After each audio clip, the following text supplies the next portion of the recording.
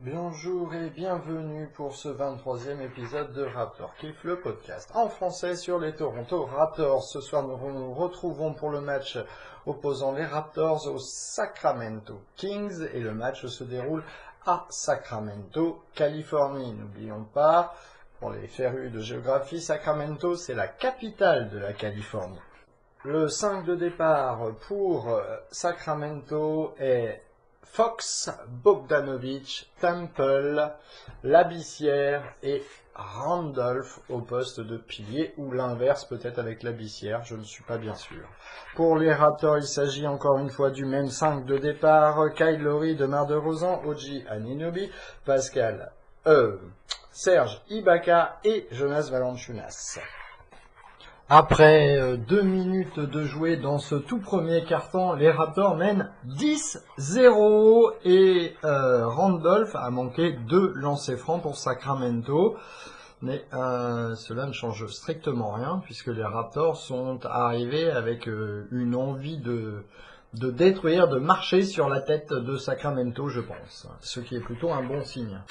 À la fin du premier quart-temps, les Raptors mènent 22-17. Ils ont mené 20-5 et se sont pris un 15-5, un 15-2 même dans la tête.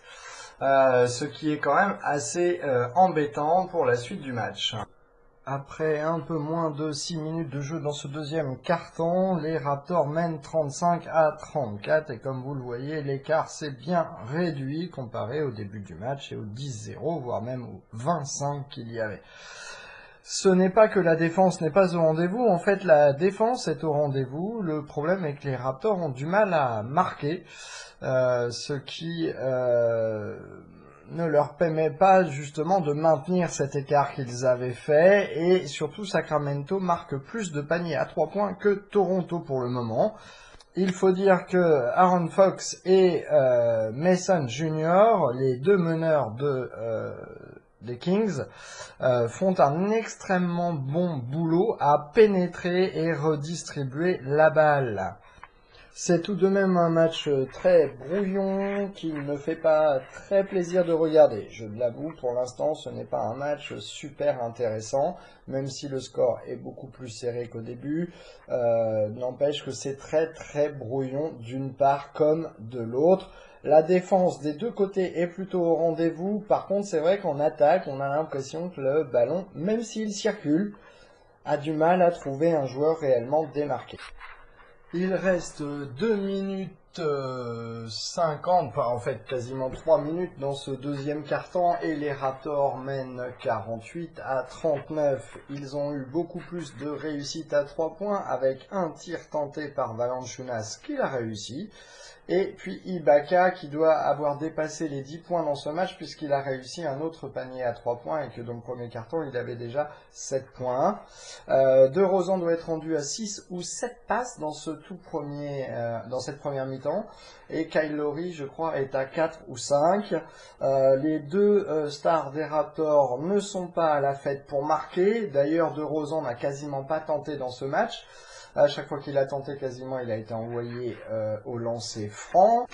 D'ailleurs, sur le dernier lancer franc de DeMar DeRozan, il vient d'atteindre la barre des 12 000 points de carrière NBA, alors qu'il démarre tout juste sa 9e saison.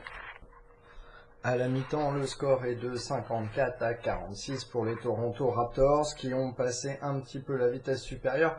En fait, surtout qui ont eu plus de réussite au tir puisqu'ils ne sont pas plus démarqués, enfin, il ne me semble pas, qu'avant.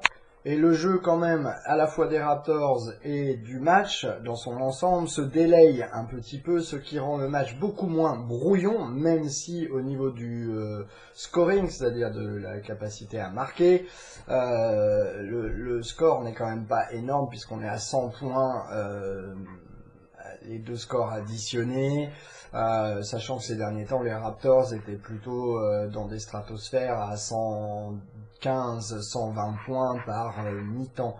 Donc pour l'instant c'est vrai que cumulé, les deux équipes cumulées par mi-temps, Toronto plus leur adversaire, Et c'est vrai que là, bon voilà, le premier quart-temps c'était un petit peu brouillon. Les Raptors pendant 3 minutes ont joué, allez, on va dire pendant 5 minutes ont joué à fond en menant 25, puis se faisant rattraper, finissant le quart-temps à 22-17, le premier, et puis dans le deuxième ils se font rattraper, menés d'un point, ils remarquent, et il y a eu des échanges jusqu'à, on va dire la 3e ou 4e minute avant la fin du deuxième quart-temps, où là, les Raptors ont réussi un premier shoot à 3 points de Valanciunas, un deuxième de Ibaka, puis manque de réussite pour les Kings. Alors les Raptors, pour enchaîner un petit 11-2 ou 13-2 je crois, et pour finir sur un 19-10 dans les 5 dernières minutes de ce quart-temps, ce qui leur permet de mener, je le rappelle, 54-46, donc ils mènent de 8 points. Seul Serge Ibaka pour les Raptors dépasse les 10 points puisqu'il a 12 points. Par contre, DeRozan a 7 passes, Kyle Lowry en a 5. Et comme je prends le match légèrement en différé et que dans les faits, le troisième quart-temps a déjà démarré, je ne peux pas regarder le box score ou la feuille de match pour vous dire ce qu'il en est réellement pour chaque joueur. Mais on voit à quel point en fait franchement les Raptors se mettent beaucoup mieux en place. La défense n'a pas bougé, ce qui est génial depuis la première seconde du match pour les Raptors. On le voit de toute façon, 46 points pour Sacramento, même s'il faut le rappeler, ils sont derniers dans la ligue en termes de scoring par match. Donc ils ne marquent pas beaucoup par match, puisque je crois qu'ils doivent être une des seules équipes à être en dessous de 100 points par match dans la ligue, ce qui est vraiment très peu dans cette nouvelle génération NBA, cette nouvelle ère du 3 points et du shoot à tout prix. On est généralement au-dessus des 100 points, même si des équipes comme Boston, San Antonio, Houston, etc., les grosses cylindrées défensives, je dirais, de la ligue, arrivent à empêcher les équipes de marquer leur adversaire, tout du moins empêcher de marquer plus de 100 points, ce qui est plutôt une bonne réussite pour ces équipes-là. Les Raptors en sont pas là, par exemple. Je regardais un peu les stats aujourd'hui quand je faisais le premier épisode de la tournée NBA Kiff. Il faut rappeler que les Raptors encaissent 104 points de moyenne par match par leur adversaire. Bon, eux, ils en mettent un peu plus de 111, voire 112 de moyenne, donc il n'y a pas de quoi s'alarmer. C'est juste que leur défense, malgré le fait qu'elle soit dans le top 10, top 11 de la ligue, je crois, à l'heure actuelle, elle n'est encore pas au niveau qu'il faudrait pour battre des grosses cylindrées, même si, je le rappelle, Toronto a battu par exemple Houston cette année. Cela dit, nous n'avons ni battu Golden State, ni battu San Antonio, ni battu Boston, et encore, nous n'avons ni joué contre le Thunder, nous n'avons pas joué contre Détroit, nous n'avons pas joué contre les Cleveland Cavaliers, nous n'avons pas joué contre Minnesota par exemple. Et ce sont là des équipes plutôt en vue, donc je me dis qu'on est encore loin, et nous n'avons toujours pas joué contre Milwaukee dans un fameux match revanche du premier tour des playoffs de l'année dernière. Donc il y a encore quelques équipes, quelques grosses cylindrées à affronter pour les Raptors, qui pour ma part, je trouve, ne sont toujours pas au niveau où ils devraient être pour affronter et battre ces équipes dans une série en 7 matchs. Ce que je pense est un peu troublant pour la suite du programme des Raptors, et je pense que Masai y regardera de plus près à un moment donné, à la fin de la saison sans doute, ou peut-être à la mi-saison comme il l'avait fait l'année dernière avec l'échange pour Ibaka ou l'échange pour Tucker. On verra bien comment ça se passe. Juste un petit mot sur Sacramento pour vous dire que Bobby Hield, le joueur échangé en réalité pour DeMarcus Cousins l'année dernière, est en plein festival, puisque je crois qu'il est à 6 sur 6 au tir à la fin de la mi-temps, ou peut-être 6 sur 7, mais à un moment donné il était 6 sur 6 avec une minute restante à jouer. Je vous rappelle aussi que vous pouvez retrouver tous les podcasts, Raptor Kiff, la tournée NBA Kiff, AAHS Podcast, ou le Micro Loup, podcast sur le site internet mykif.fr. Ça s'écrit mykif.fr. Vous pouvez du coup me contacter par mail à l'adresse suivante contact@mykif.fr contact@mykif.fr. Sinon, vous pouvez retrouver tous les podcasts sur, c'est exactement le même nom de page pour ces 4 sites: YouTube, SoundCloud, Twitter et Facebook. Et vous pouvez donc les chercher à Kif Podcast, K-I-F, plus loin, podcast au pluriel. Je répète, vous pouvez me contacter du coup à contact@mykif.fr n'importe quand pour n'importe quelle question, pour des propositions. Vous avez envie de participer, vous pouvez participer, j'encourage même la participation. Et donc, je vous invite à m'écrire et à ne pas hésiter. Je ne suis pas du genre à vous demander de vous inscrire, de vous abonner, de ceci, de cela, etc. Mais par contre, j'aime beaucoup recevoir du courrier et d'ailleurs, très bientôt, je ferai un nouvel épisode questions-réponses puisque j'ai déjà reçu 6 ou 7 questions et que ça me donnera l'occasion de pouvoir y répondre. 3 minutes 20 jouées dans ce troisième quart-temps et un petit moment de flottement puisque ça fait bien 3-4 minutes qu'on attend un replay de la part des arbitres car il y a eu une petite friction entre quelques joueurs dont Demar DeRozan et Bogdanovic, le joueur de Sacramento. Malheureusement, voilà, ça se termine. Les arbitres décident de dire il n'y a rien. Pourtant, on a bien vu sur les images qu'il y avait peut-être quelques coups d'échangés.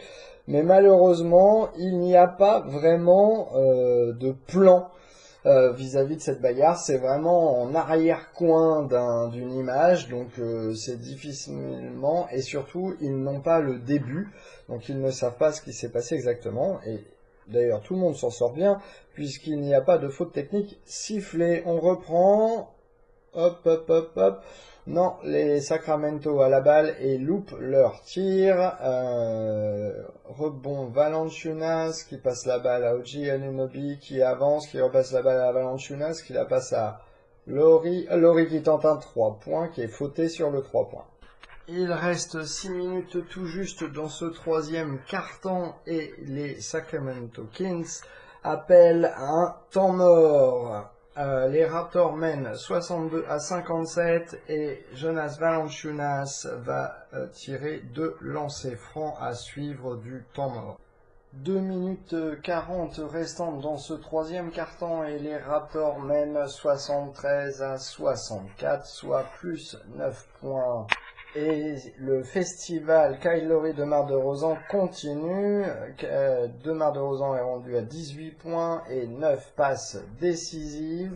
Kyle Lowry continue de ne pas réussir à shooter réellement puisque 2 fois sur des paniers à 3 points il a eu de la chance d'être fauté, donc il va au lancer franc, ce qui lui permet de marquer des points, mais son taux de réussite à 3 points aujourd'hui n'est point là, ni même d'ailleurs à 2 points.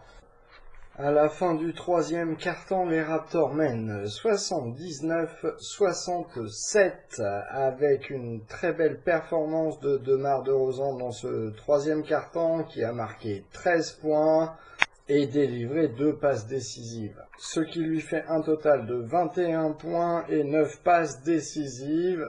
Espérons franchement qu'il ait besoin de rejouer pour pouvoir marquer cette dernière passe et atteindre les 10 et avoir son double-double.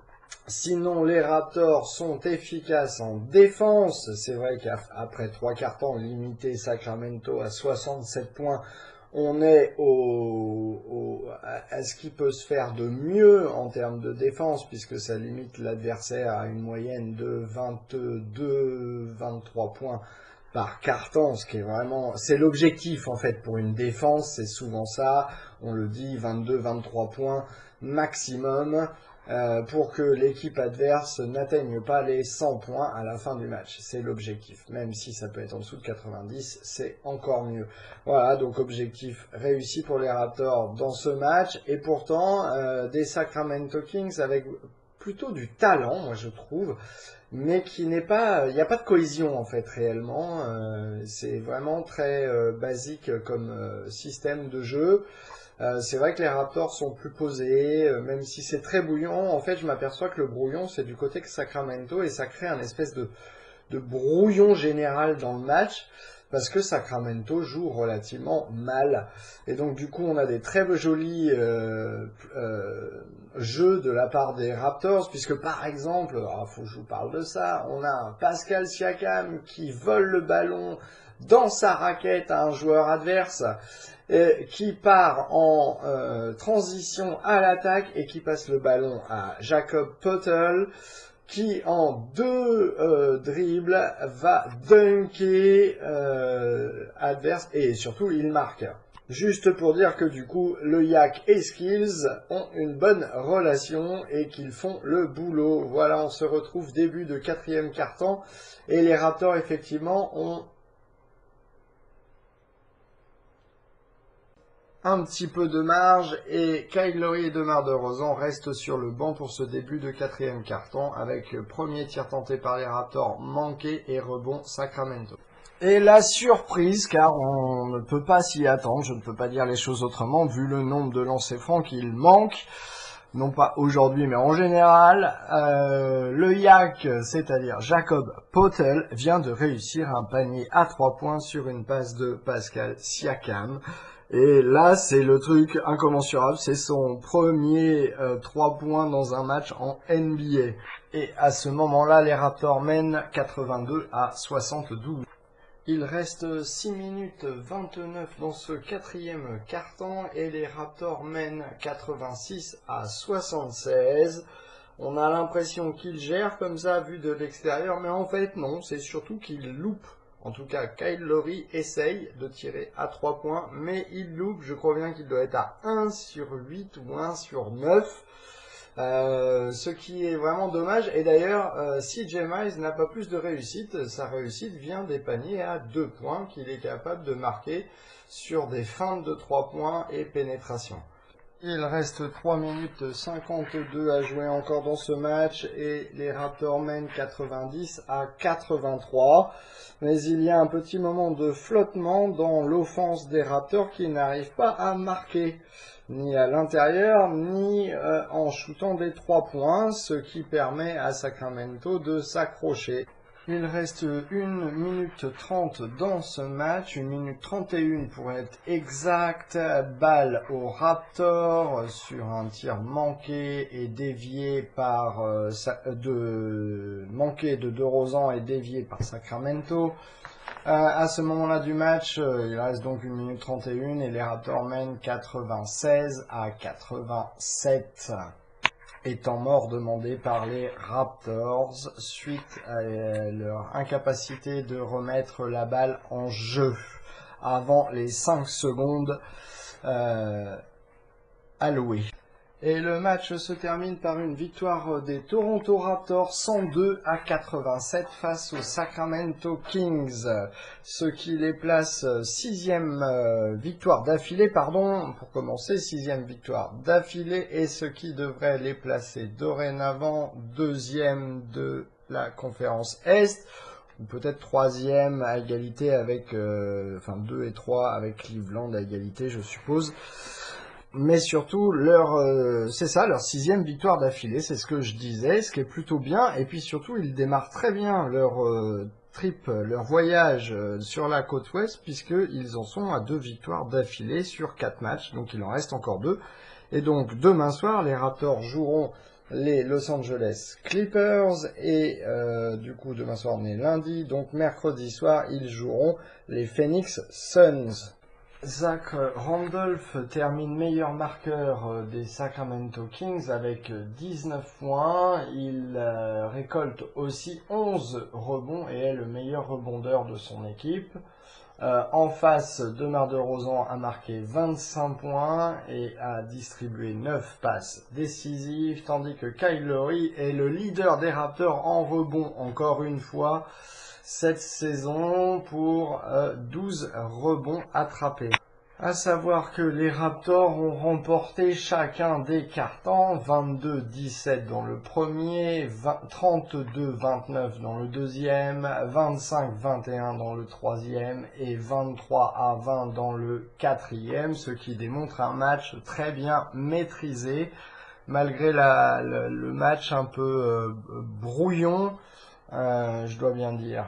En tout cas, le début de match, puisqu'on s'est aperçu qu'une fois que les Raptors avaient un peu passé la vitesse supérieure et compris qu'ils pouvaient gérer correctement le match, on s'est aperçu que le brouillon, c'était comme le brouillard, ça se dissipait et que même Sacramento s'est mis à jouer un peu mieux, distribuant un petit peu mieux le ballon, pardon.